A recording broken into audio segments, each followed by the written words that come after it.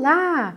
Hoje é o nosso segundo vídeo da série sobre métodos de ensino de idiomas. Fica até o final do vídeo e não esqueça de deixar o seu like, porque o like e os comentários são as medidas que eu vou usar para continuar com essa série. O primeiro vídeo da série foi um sucesso. Hoje nós vamos falar sobre o método direto. Então eu vou falar um pouquinho sobre como ele é, onde ele surgiu e depois eu vou falar sobre a minha opinião e experiência, onde eu usei esse método, se eu uso ainda, né, se eu usei nas escolas, e eu quero saber isso de vocês também. Então vamos lá. Então o método direto ele tem algumas características, como o uso da língua-alvo. Então, se você ensina inglês, você só usa inglês nas suas aulas. A proibição da língua materna dos alunos. Então, se você dá aulas de inglês a brasileiros, né, para brasileiros, eles não podem usar, nem os alunos e nem você, todos são proibidos de usar português na aula e só podem usar inglês. Né? E também tem uma outra característica, né, que é diferente daquele primeiro método que nós vimos. Se você não viu o primeiro vídeo, eu vou deixar aqui para você nos comentários, eu vou deixar aqui também na descrição, né, e aqui também no card que vai aparecer. É importante seguir os vídeos na ordem para você entender a história do ensino de idiomas no mundo. Então, esse método ele proibia a língua materna, só usava a língua-alvo, e o professor precisa ser fluente na língua que ele ensina. Né? E aí você pode até me perguntar, mas isso não é o ideal? O professor não deve mesmo ser fluente? Na minha opinião, sim. Né? O que vocês acham? Né? Mas no primeiro método não era assim, porque no primeiro método de ensino, né, que é aquele que a gente viu de gramática e tradução, o professor não era fluente, o professor não precisava ser fluente, e muitas vezes ele nem mesmo era, porque ele ensinava a língua-alvo na língua materna dele e dos alunos. Né? Então, essa é a diferença. Aqui não, aqui o professor precisa falar muito bem o idioma, porque ele precisa usar todo o tempo esse idioma. Porque o aluno ele precisa aprender, na verdade, né, com esse método direto, o aluno precisa aprender do conceito, da imagem, da ideia, ele precisa associar essa ideia à língua-alvo. Né? Então, ele precisa ver um objeto e já associar com a língua-alvo, e não associar com a língua materna dele para depois ir para a língua que ele está aprendendo. Então, essas são as características do método direto. E depois eu vou contar no final a minha experiência com esse método, então fiquem até o final. Então, como esse método surgiu? Né? O que aconteceu? Alguns estudiosos acreditam que esse método nasceu no século IV, então ele nasceu muito antes daquilo que a gente imagina. Mas vários estudiosos, cada um tem uma perspectiva, um estudo diferente, mas o que nós vamos ver é o surgimento desse método depois do método gramática e tradução. Mas é provável, né, que ele tenha sido usado antes em algum momento da história. Então, não sei se vocês já leram sobre isso, eu quero ver a experiência de vocês, a opinião, tudo aqui nos comentários. Então, nós tínhamos esse método gramática e tradução, não é mesmo? E aí, eu vou contar uma historinha para vocês, a historinha do François Gouin, né, que era um francês, que era professor de latim, de grego.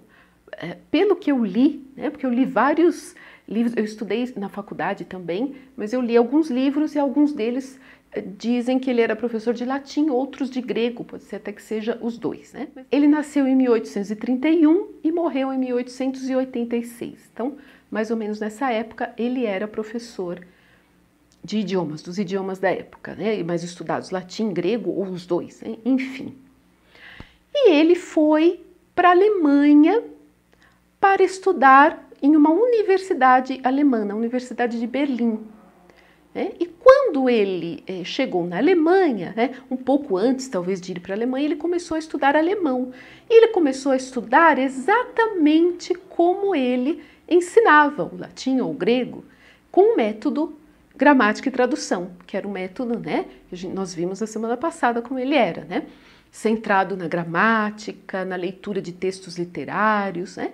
E aí, quando ele chegou na Alemanha, ele percebeu que ele não entendia os alemães, né? Ele não entendia os professores da universidade, ele não conseguia se comunicar na cidade, né, de Berlim, ele não conseguia fazer nada, né?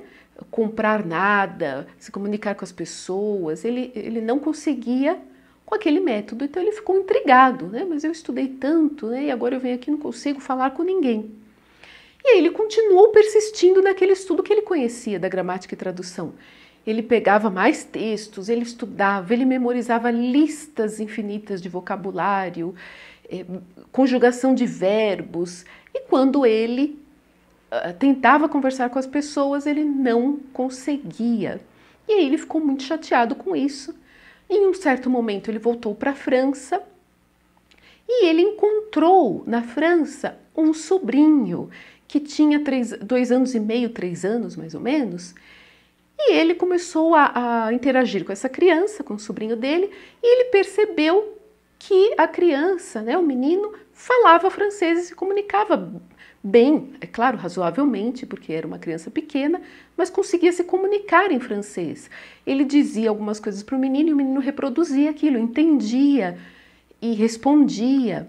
E aquilo ficou na cabeça dele, né? Esse menino com 2 anos e meio, 3 anos já consegue se comunicar e eu que estudei bastante tempo de alemão não consegui nada. Então alguma coisa está errada, não é? Então eu preciso modificar essa maneira de estudar. E aí ele ficou pensando como o meu, no caso dele, né? Como que o meu sobrinho aprendeu em tão pouco tempo, assim como todas as crianças, né, do mundo, mas ele não tinha pensado nisso ainda, né? Como que essa criança, que todas as outras crianças aprendem o idioma em tão pouco tempo, começam a falar e entender, né?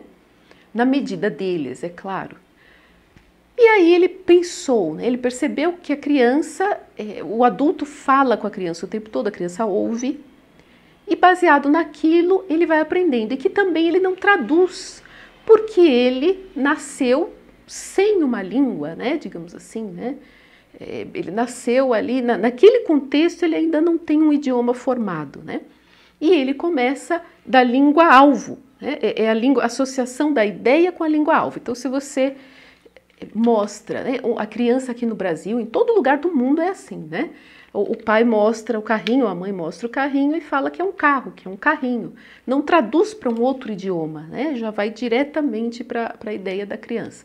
Isso acontece no mundo todo desde sempre. E aí ele começou a reformular, né, a formular, digamos assim, um método diferente, que é esse método direto, né? No qual você aprende na língua-alvo já, você escuta bastante, ouve bastante, você não tem tradução e você prepara a pessoa para a comunicação muito mais do que aquele da gramática tradução, que na verdade nem preparava para isso, né? Então ele começou a desenvolver esse método. Mas uma outra pessoa que teve contato com esse método e achou que era uma boa ideia, levou esse método para os Estados Unidos. Maximilian Berlitz, né? Eu não sei exatamente como eu posso pronunciar, né? Esse Berlitz é daquela escola que vocês já devem ter ouvido falar, Berlitz, enfim, você vai me dizer como você pronuncia esse nome. Então, ele pegou esse método e levou para os Estados Unidos e aperfeiçoou o método, e ele é conhecido hoje também como o método da Berlitz, enfim. Mas ele surgiu antes, um pouquinho antes, não é? Então, neste método, o que acontece? Você apresenta para o aluno tudo na língua-alvo, na língua que ele está estudando. E aí, por exemplo, né, vou dar um exemplo. Se eu dou aulas de português a franceses, eu não poderia falar em francês com eles, porque francês é a língua materna deles. Mesmo que não seja a minha língua materna, né, eu não posso usar a língua materna do aluno. Eu teria que falar tudo em português para eles, né? E teria que mostrar objetos, por exemplo, né? Inclusive, nós chamamos esses objetos que são feitos para dar aulas, né? Isso aqui é um carrinho de brinquedo. Mas nós podemos usar brinquedos ou outros objetos até que são feitos para o ensino de inglês, talvez, né? Mas enfim, são qualquer objeto, né, que é usado para mostrar ao aluno e não precisar traduzir, nós chamamos de reália nesse contexto. Então, esse aqui é o brinquedo, mas ele também pode ser uma reália, porque ele está no contexto da aula, né? Então, nós podemos usar bichinhos, panelinhas, frutinhas de brinquedo ou de decoração. Não importa se o objeto foi feito para decoração ou para brinquedo, no momento em que nós usamos ele na sala de aula, nós chamamos de reália, porque é um objeto que representa alguma coisa real, e aí eu falo para o aluno, olha, isso aqui é um carro, né, na língua que eu estou ensinando. E não preciso traduzir, né? Eu mostro um lápis e falo que é um lápis, eu mostro uma caneta e digo que é uma caneta. Nós também podemos usar, o que é mais fácil, inclusive, cards. Eu vou deixar um exemplo aqui na tela de um card que é usado nas aulas de idiomas. Vocês já devem ter comprado algum, ou devem ter usado nas escolas em que vocês trabalhavam. Enfim, vocês já devem ter visto, ou quando vocês estudaram também, vocês já devem ter visto inúmeras vezes esses cards, né? É mais fácil por quê? Porque eu tenho um bolinho assim de cards com todos os meios de transporte e não preciso ter todos os meios de transporte assim maiores, né? Para levar na escola ou mesmo para guardar na escola ou em algum lugar, não é? Então, eu posso usar esses artifícios quando eu uso o método direto, né? E eu vou deixar uma dica aqui para as aulas online, mas eu vou deixar uma dica no final do vídeo, então fique até o final, porque aí quando eu falar da minha experiência, eu vou dar uma dica de como fazer nas aulas online com essas reálias, né, com esses objetos e com esses cards. Antes de continuar, se você ainda não deixou o seu like, deixe o seu like e o seu comentário, né? Coloque aqui se você já usou esse método, se você estudou por ele, o que você acha dele, quais são as dificuldades, se você é a favor, se você é contra. Coloque tudo aqui nos comentários, porque quanto mais comentários este vídeo tiver, mas eu vou continuar a série, né? Porque eu preciso a cada vídeo eu preciso saber se vocês querem continuar, né? E também porque é bem interessante que a gente troque ideias aqui. Eu quero saber de você, né? Qual é a sua ideia? E assim a gente pode trocar essas informações, né? Saber o que o outro acha, o que o outro já fez, o que não fez, se você já teve experiência nessa escola Berlitz, de alguma forma, o que você acha dela, tudo aqui nos comentários. O like também, que é uma medida, né? E aproveite para mandar para os seus colegas, porque este assunto é muito importante para os professores de idiomas, todos eles, né? Aprendendo toda essa história de ensino de idiomas, nós fazemos melhor o nosso trabalho, não é? Então agora eu vou falar um pouquinho como eu conheci este método, né, na prática, nas escolas em que eu trabalhei. Eu já trabalhei em escolas que usavam tradução, então elas não eram idênticas ao método, elas não usavam o método puro de gramática e tradução, mas usavam uma boa parte deles. Mas já trabalhei em diversas escolas que usavam o método direto. Inclusive, nós éramos proibidos, todos os professores, de traduzir.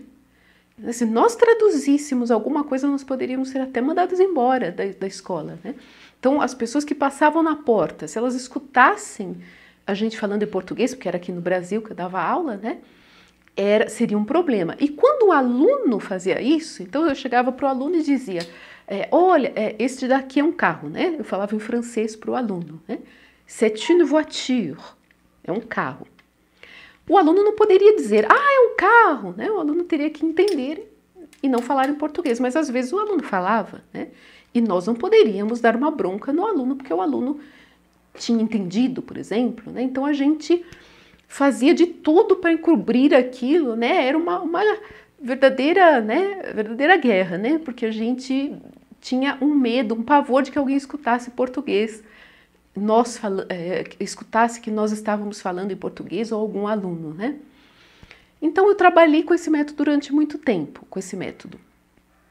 Na verdade, eu gosto bastante dele, mas hoje em dia eu faço de um jeito menos, digamos assim, um jeito mais light, né? Mais tranquilo.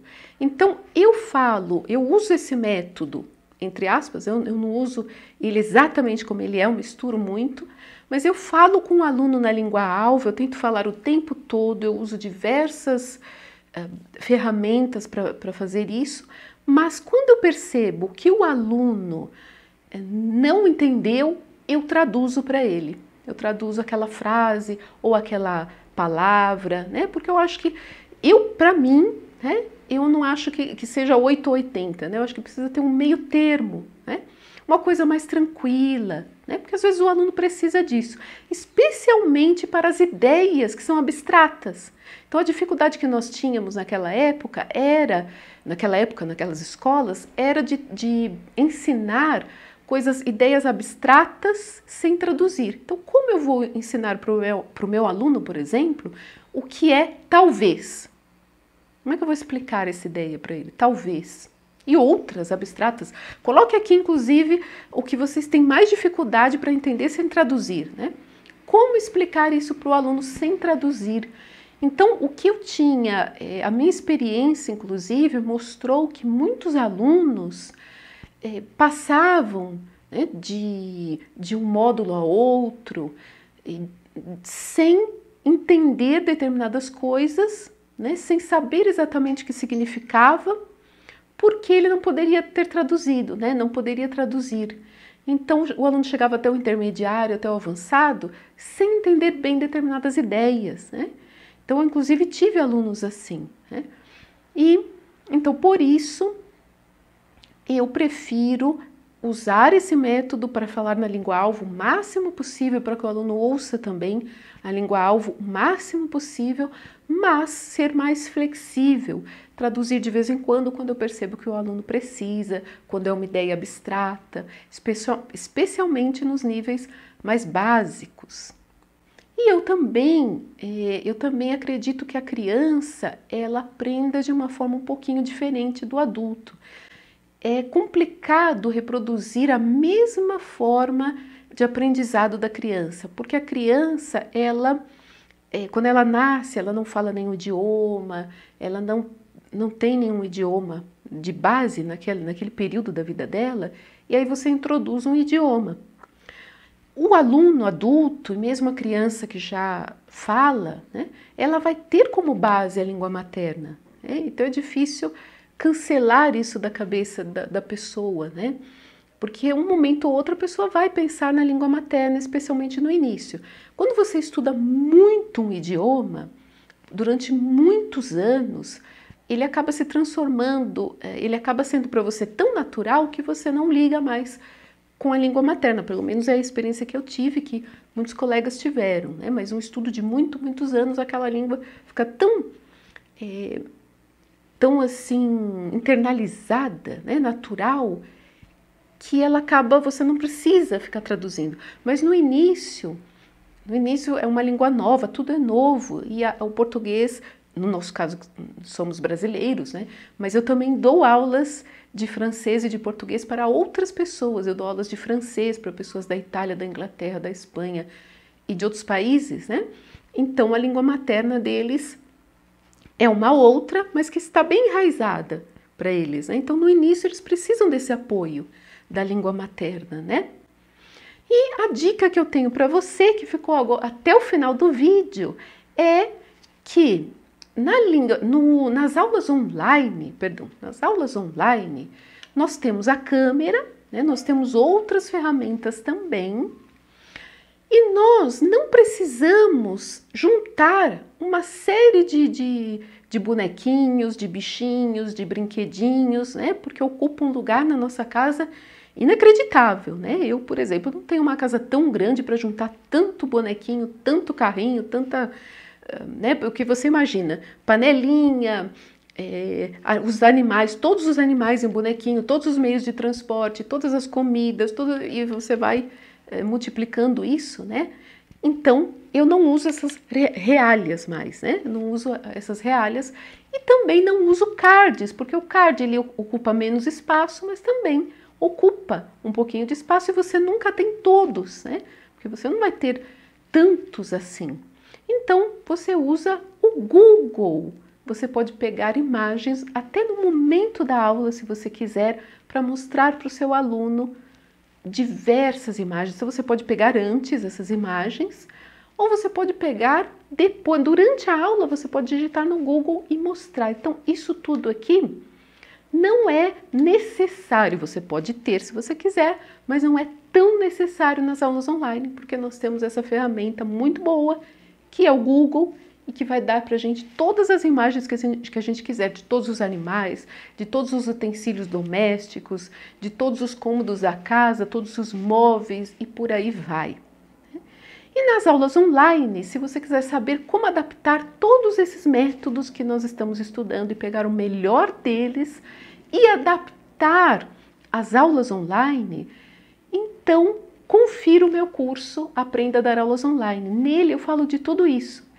Eu falo de como eu adaptei o melhor de todos os métodos para a modalidade online, que é um pouco diferente da modalidade presencial.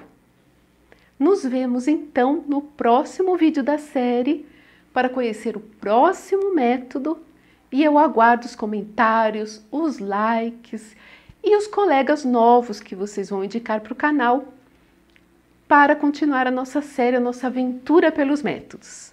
Até o próximo vídeo!